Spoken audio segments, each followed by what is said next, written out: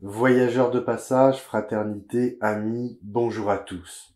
Dans les années 60, un archéologue répondant au nom de Johanna Aharoni a eu la brillantité de faire passer au peigne fin une zone du Proche-Orient qu'on appelle les Hautes Terres ou encore les Hauts Plateaux. Et que n'a-t-il pas trouvé en cet endroit, c'est-à-dire 250 sites habités par 45 000 habitants. Alors pourquoi est-ce que je vous parle de cela? Eh bien parce que, voyez-vous, cette zone a été habitée à partir du XIIe siècle. Non pas qu'il n'y ait rien eu du tout avant, n'exagérons rien, mais on a un afflux de population considérable à ce moment-là. Et à côté, dans le reste de la région, qui est le pays de Canaan, allant de la Syrie jusqu'à l'Israël actuel en passant par le Liban, eh bien dans le reste de la région, les sites ne présentent pas la même chose.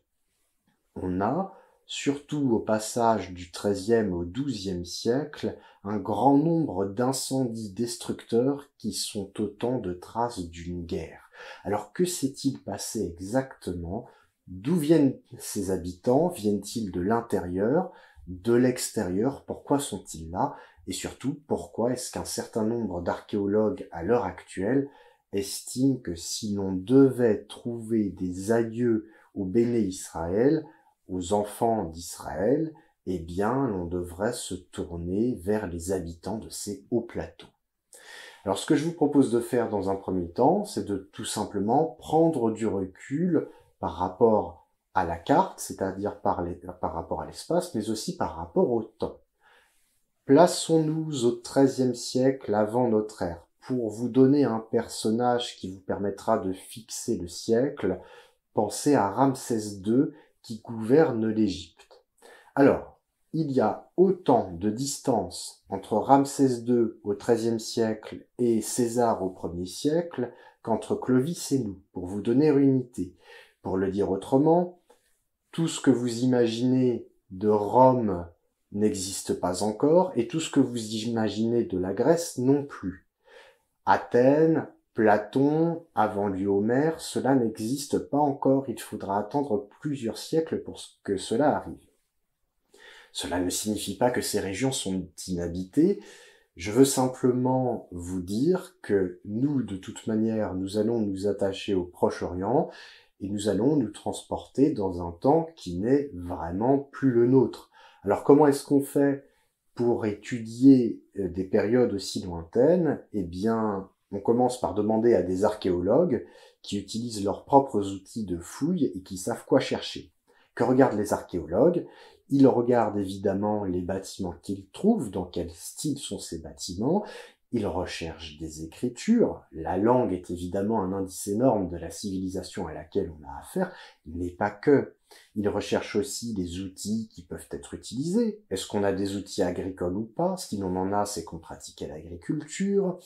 Ils recherchent des objets de culte, etc. Alors, nous, parmi les éléments qui vont nous intéresser, on va trouver des temples sur notre chemin, on va même trouver une stèle funéraire, une inscription sur pierre qui s'appelle la stèle de Merenptah, et sur laquelle est écrit le nom d'Israël. C'est une stèle qui célèbre la victoire de Ramsès III sur cette population que les Égyptiens nomment Israël, et dont on ne sait pas grand-chose de plus, mais qui date de 1207 avant notre ère. Je me suis donc permis d'employer le nom d'Israël dans cette vidéo euh, après vérification, si vous voulez. Et puis, ce qui intéressera les archéologues, ce sont aussi des échanges épistolaires qui sont très importants dans cette région, c'est-à-dire les échanges de lettres faits sur des tablettes d'argile marquées avec des poinçons. On est très loin de la poste, mais peu importe. Revenons à notre carte, revenons à notre région globale. Au sud, nous avons une puissance majeure qui est celle des Égyptiens, avec au XIIIe siècle Ramsès II à la tête du pouvoir. Et ce cher Ramsès II, évidemment, lorgne sur l'extérieur, a envie de s'étendre et remonte vers cette région du Proche-Orient qu'on appelle la région de Canaan. D'un autre côté, en Asie mineure, ou comme on disait à l'époque en Anatolie, vous avez une autre puissance qui est assez forte pour avoir envie de s'étendre elle aussi, ce sont les Hittites. Alors les Hittites sont moins connus du grand public, mais les professionnels, les antiquisants, surtout les linguistes, apprécient beaucoup l'étude de cette civilisation. Peu importe, vous avez au sud les Égyptiens qui ont envie de remonter, et au nord vous avez les Hittites qui ont envie de redescendre. Doit arriver ce qui devait arriver, c'est-à-dire qu'on a une rencontre entre les deux armées, rencontre qui se fait sur un site qu'on appelle Kadesh, près de l'Oronte. Alors, que s'est-il passé à partir de ce moment-là? Qui a gagné la guerre? Y a-t-il eu seulement un vainqueur? Eh bien, quand on fait des fouilles sur la zone, on se rend compte qu'effectivement, il y a des traces de guerre, c'est-à-dire des villes qui ont été incendiées. Et oui, ça se passe comme ça à cette époque-là. On incendie effectivement, ce qui pour nous, quelque part, est une chance, puisque les bâtiments qui sont faits en terre crue et les tablettes d'argile dont je vous ai parlé, où on a les écritures étant elles aussi faites en terre crue, eh bien, l'incendie cuit tout cela, et ce qui devait être destructeur est finalement, pour nous, plutôt conservateur, qu'est l'ironie de l'histoire. Bon, revenons-en à nos moutons. Qu'est-ce qui se passe à ce moment-là dans cette guerre? Eh bien, visiblement, sur place, pas grand-chose. Alors, l'égyptologue regarde dans ses archives, dans ses textes, et puis il trouve quelque chose. Il trouve que Ramsès II se vante d'avoir vaincu son adversaire hittite.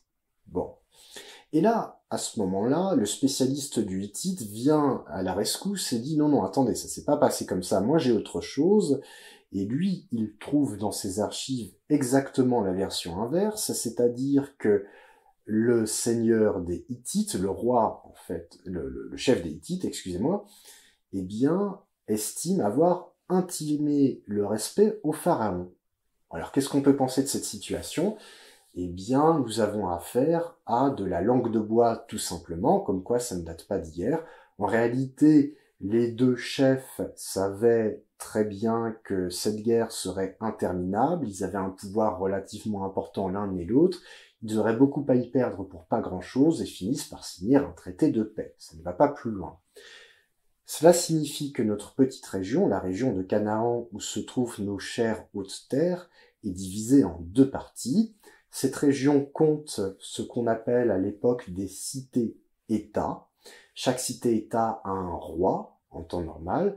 Eh bien, ces rois vont se retrouver les vassaux de l'un des deux chefs qui a conquis l'espace. Donc on a une grande partie des rois qui vont se retrouver vassaux des Égyptiens et une autre partie qui vont se retrouver vassaux des Hittites. Voilà pour la carte. On est encore au XIIIe siècle, un équilibre militaire a été installé et à cet équilibre militaire va se superposer un équilibre économique avec l'émergence d'une troisième puissance qui est une puissance chypriote. Alors, deux mots sur la civilisation chypriote à cette époque-là. On la rattache à ce qu'on appelle la civilisation mycénienne. Je vous ai dit que la Grèce ne ressemblait pas à l'idée qu'on s'en fait actuellement, que Homère ne naîtra que quelques siècles après, c'est dire. Eh bien, cela n'empêche pas certaines civilisations de se développer, notamment la civilisation mycénienne du nom de la ville de Mycène qui se trouvait en Grèce continentale et qui a essaimé, cette civilisation je veux dire, a essaimé sur les îles de la mer Égée et jusqu'à Chypre. Alors cela ne veut pas dire qu'on a affaire à tout un système, à un véritable empire. Quand on dit que sur une île on retrouve la civilisation mycénienne, cela signifie qu'on a une civilisation qui est analogue, qui a une identité avec ce qu'on a trouvé à Mycène. Cela ne veut pas dire que les chefs de Mycène dirigeaient Chypre. Donc, pour en revenir à notre histoire, nous avons au nord les Hittites, nous avons au sud les Égyptiens, et puis sur Chypre, enfin à Chypre, nous avons cette civilisation mycénienne qui émerge, et tout ce petit monde commerce les uns avec les autres. Gardez bien à l'esprit que pour cette époque-là, nous sommes loin de notre manière de percevoir l'économie, c'est-à-dire qu'on n'est pas du tout dans des situations de libre-échange. Les chefs décident de ce qui sera transféré ou pas transféré, que les choses soient claires. Alors, tout a l'air de se passer pour le mieux. Bon, sauf qu'effectivement, cette situation ne va pas durer. Ce XIIIe siècle florissant de la fin de l'âge du bronze va s'arrêter de manière extrêmement brutale à cause d'une invasion, à cause de violences qui ont gagné toute cette région orientale de la Méditerranée et qui vont provoquer ce qu'on appelle un effondrement, une catastrophe, un effondrement de l'âge du bronze. Que s'est-il passé pour qu'au cours du XIIe siècle ne reste plus grand-chose du monde hittite, pour que Canaan soit en grande partie mise à feu et à sang, et pour que le monde égyptien dont hérite Ramsès III se retrouve certes debout, mais dans un état beaucoup moins glorieux que l'âge d'or de Ramsès II. Alors, quand on regarde les échanges épistolaires, quand on regarde nos tablettes que s'échangent les Hittites et les chefs d'Ougarites qui sont en situation de vassalité, eh bien on se rend compte que c'est la panique totale. Vraiment, les chefs cananéens sont amenés à quitter leur ville, ils sont sans protection, ils ne font pas le poids, les Hittites eux-mêmes n'arrivent pas à se protéger, c'est un désastre absolu. Visiblement, on a une population qui a attaqué par l'Anatolie, qui est redescendue, mais pas que, puisque cette population ou ces populations, qui sont longtemps restées très mystérieuses, ont aussi directement attaqué par le delta du Nil. Et là, ce qu'on peut faire, c'est aller regarder du côté des Égyptiens ce qui est arrivé. Alors, la partie cananéenne, hittite, s'en est mal sortie. La partie égyptienne s'en est très mal sortie, elle aussi. Les villes cananéennes n'étaient pas fortifiées. Pour une raison très simple, c'est que du côté des Égyptiens, le pharaon s'est occupé de mettre des bastions sur place pour protéger le secteur, et puis de leur côté, les chefs des cités-États avaient interdiction de mettre des murailles, puisque cela aurait renforcé leur autonomie. Au lieu de cela, les pharaons demandaient des tribus en monnaie sonnante et trébuchante, et puis surtout des tribus en hommes, c'est-à-dire en soldats. Ce qui est très récurrent à cette époque-là, on l'a sur des traces écrites. Bon, revenons à nos Égyptiens confrontés à leurs envahisseurs, ils nous en auront bien dit quelque chose. Il existe effectivement un temple qui porte le doux nom de Médinet Abou en Égypte, et on retrouve dans ce temple des inscriptions ainsi que l'illustration d'un combat qu'a mené Ramsès III contre ces envahisseurs que les Égyptiens appellent les peuples de la mer et que les Hittites ont appelés les Shikalaya, c'est-à-dire littéralement ceux qui vivent sur des navires. Bon, très bien, donc, ce sont des navigateurs, ils sont arrivés, mais quelle tête ont-ils ces navigateurs? Alors, sur le bas-relief qu'on retrouve dans le temple dont je vous ai parlé, on a une représentation de ces peuples de la mer. Eh bien, ils semblent avoir des casques à cornes, ils portent des plumes, en fait. À partir de là, à partir des représentations qu'on a, on n'arrive pas vraiment à savoir qui sont ces peuples, et les Égyptiens non plus ne devaient pas vraiment savoir ce qui leur arrivait et qui étaient ces envahisseurs. Là où les choses deviennent intéressantes, c'est que sur ces bas-reliefs, on ne retrouve pas que des soldats. On a aussi des civils, dirions-nous aujourd'hui, des chars et des bœufs qui attendent que la bataille se passe. Qu'est-ce que cela signifie? Cela signifie qu'on a un véritable mouvement de population.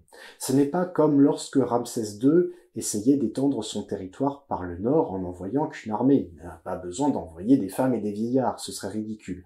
Là, par contre, on a un mouvement de population entier qui tente visiblement de s'installer par la force. Et effectivement, malgré ce qui est écrit dans les inscriptions de ce temple, Ramsès III a eu un certain mal à les repousser. Alors, qu'est-ce qui est écrit précisément? Eh bien, on a une liste quand même de ces peuples. Et parmi cette liste se trouvent des noms dont on ne comprend pas bien à quel peuple il renvoie, ou à quelle région, les équerres, les shekels apparemment, il y a quand même deux noms qui nous viennent à l'esprit et qui attirent notre attention. Le premier, ce sont les Pélishtim. Les Pélishtim, c'est-à-dire les Philistins. Ces Philistins vont s'installer en pays de Canaan sur les ruines d'une cité qui s'appelait la cité d'Ashdod. Ashdod, excusez-moi. Et ce qui est intéressant, c'est qu'en observant le style des bâtiments, on se rend compte qu'ils sont dans un style égéen, c'est-à-dire des populations de la mer Égée, donc en Méditerranée. Et puis, un autre nom nous vient à l'esprit, c'est celui des Akawash. Une population qui se serait appelée les Akawash, qu'on situe généralement à Rhodes, encore une île dans le monde méditerranéen, et ces Akawash correspondraient à ce qu'Homère, dans l'Iliade, appelle les Achéens. Alors, Homère, c'est ce poète qui a chanté l'Iliade, c'est-à-dire la guerre de Troie, consistant en une association des peuples grecs continentaux contre la ville de Troie pour récupérer Hélène. Bon. Et souvent, Homère, pour parler des Grecs, emploie le nom d'Achéens. Alors, est-ce qu'il y a une correspondance entre les deux? On n'en est pas vraiment sûr. Quand on en arrive à faire des rapprochements de ce type et à essayer de former les choses, c'est qu'on a peu d'informations et qu'on a des difficultés à aller jusqu'au bout. Donc, pourquoi pas? En tout cas, cela nous renseigne sur l'origine de ces populations, puisque apparemment, elles viendraient pour la plupart eh bien, du monde égéen, peut-être de l'Anatolie du Sud, je veux dire de l'Asie mineure au sud.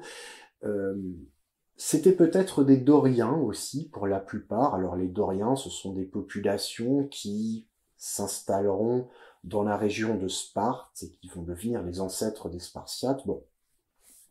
Mais que voulaient-ils? Que voulaient-ils ces peuples? Pourquoi se sont-ils déplacés? Là est en fait la grande question. Il y a plusieurs théories à ce sujet. La théorie la plus ancienne, et j'ai envie de dire la plus simple, que nous allons très rapidement nuancer, c'est qu'une population, avec des envies de conquête, si l'on peut dire, se serait déplacée vers le sud, aurait commencé le travail, provoqué un déséquilibre général dans la région, donc un déséquilibre économique, et qu'à partir de là, des populations qui se seraient retrouvées en situation de marginalité, eh bien, se seraient associées avec les nouveaux envahisseurs, et puis tout ce beau monde aurait fini par mettre un bazar pas possible dans le secteur, si je puis m'exprimer ainsi. Bon, aujourd'hui, la position est un petit peu plus nuancée. Voilà ce qu'on pense. L'économie de cette région a trois puissances, les Hittites, Chypre et l'Égypte. Cette économie était florissante. Elle en est même devenue une économie de luxe. En témoigne un navire qui s'est échoué sur les côtes à Uluburun, je ne sais pas si je le prononce bien, et sur ce navire que vous voyez affiché, enfin dans ce navire que vous voyez affiché, on a retrouvé des défenses d'éléphants, des défenses d'hippopotames, des œufs d'autruche, du bronze bien sûr, bref, des objets de luxe. Le problème, c'est que cette économie connaissait certaines fragilités, c'est-à-dire qu'on peut supposer que lorsque des décisions à un niveau général étaient prises, il y avait des conséquences localement et que ces conséquences pouvaient être gravissimes à l'intérieur de ces puissances ou bien, pourquoi pas, à l'extérieur. On a aussi pensé que après cette déstabilisation ou à peu près en même temps que cette déstabilisation économique, il y aurait eu des variations climatiques, peut-être des séismes. On n'en est pas vraiment sûr, tout cela reste à l'état d'hypothèse. En tout cas, les hypothèses les plus récentes consistent à penser qu'il y a d'abord eu un déséquilibre important, peut-être pour des causes environnementales et ou économiques, et que cela a provoqué de grands déplacements de population. Et ces grands déplacements ont été tellement soudains et tellement puissants que c'en est arrivé par les guerres multiples, par cette très grande guerre, ça est arrivé à l'effondrement de l'âge du bronze. Alors, pourquoi est-ce que je vous parle de tout cela? On a fait un état général de la situation, nous avons vu que le XIIIe siècle florissant a été terminé plutôt par cet effondrement, et puis au XIIe siècle, sur les hauts plateaux, on se retrouve avec une population qui s'installe. Alors peut-être que comme les Philistins, eh bien cette population vient de ces peuples de la mer. Ça n'est pas le cas. Je vous le dis tout de suite, ça n'est pas le cas. On a eu plusieurs hypothèses pour l'installation de ces nouveaux arrivants dans la zone des hautes terres.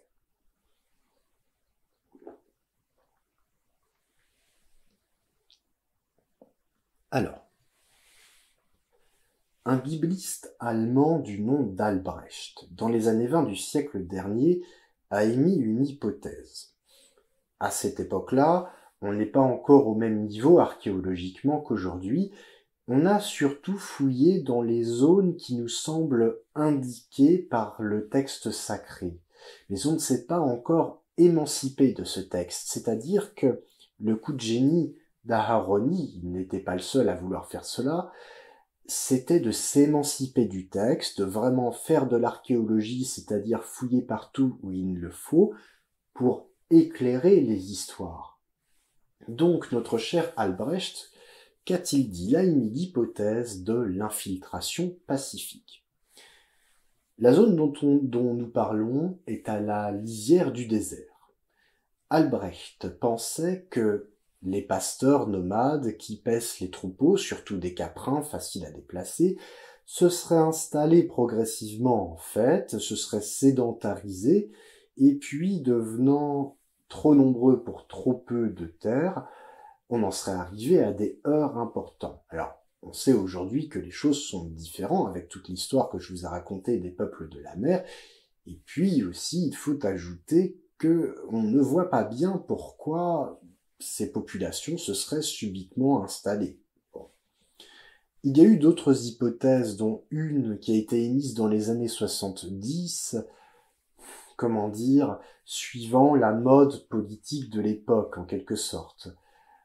On a pensé que des paysans qui vivaient dans les périphéries des cités-États, à cause de la trop grande injustice économique et de la paupérisation, se seraient déplacés, et se seraient déplacés pour fonder une société égalitaire, s'inspirant de la tentative qu'avait fait un pharaon, le pharaon Akhénaton, de répandre le culte Taton et donc un culte unificateur sur l'Égypte. Enfin, tout ça ne tient pas debout.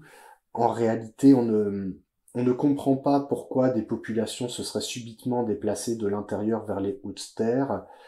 Cela fait depuis le XVIe siècle avant notre ère que le déclin rural se déroule en Canaan.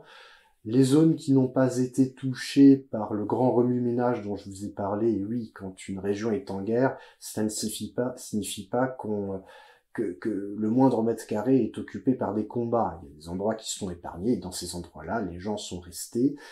On ne comprend pas non plus pourquoi, une fois arrivés dans les hautes terres, ces personnes-là auraient comme oublié leur culture, leur esthétique concernant les bâtiments, les cultes, etc. Enfin, cela ne tient pas. Ces deux hypothèses soulèvent quand même deux questions très pertinentes. Nos habitants des Hautes-Terres viennent-ils de l'intérieur ou bien de l'extérieur? Alors, concernant l'extérieur, on a eu deux candidats. Le premier candidat, ce sont les Apirous. On a pensé au départ à une population qui se déplaçait de l'Égypte jusqu'aux terres de Canaan. Et puis on s'est rendu compte qu'en fait, c'était des personnes déshéritées, pauvres, encore des marginaux, qui devaient se déplacer jusqu'au delta du Nil pour pouvoir travailler, ce qui était très courant à cette époque-là. Donc les Apirous, malgré une tentative de ressemblance entre le nom Apirou et le mot Ivri, qui veut dire hébreu en langue arabe, malgré cela, ont été mis de côté. On a un deuxième candidat que sont les Chaussous, qui sont une population faite de nomades du désert, de pasteurs, bien connus des Égyptiens et très peu appréciés par eux parce que ils avaient tendance à ne pas trop se laisser faire. Alors ce peuple-là est très étudié dans le milieu biblique, il attire beaucoup d'attention. On pense qu'il y a des similarités culturelles entre les Israélites et cette population-là.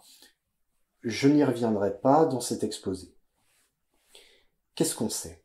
Qu'est-ce qu'on sait à l'heure actuelle? Eh bien, ce qu'on sait, on commence par le trouver à partir des fouilles sur place. Et oui, je ne vous en ai pas parlé dans le détail.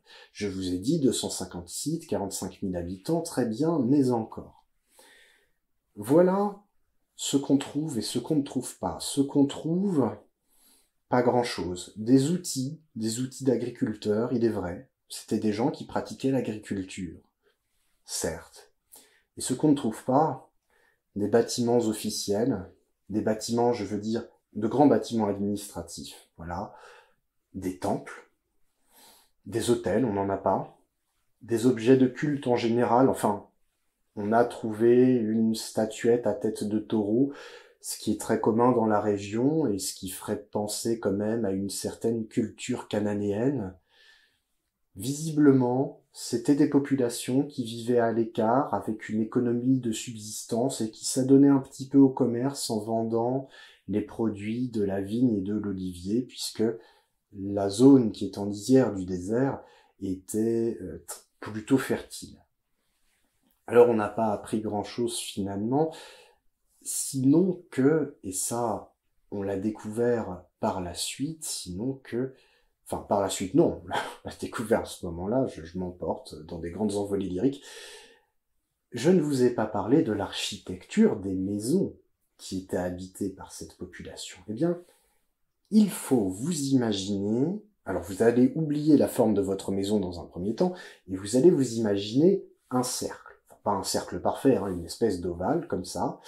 Et sur la ligne de ce cercle, vous allez placer des pièces qui se succèdent les unes les autres comme pour faire un chapelet. Eh bien, voilà la forme des habitations. Et au centre de ces habitations, c'est là qu'on a trouvé des ossements d'animaux consommés et des outils pour l'agriculture.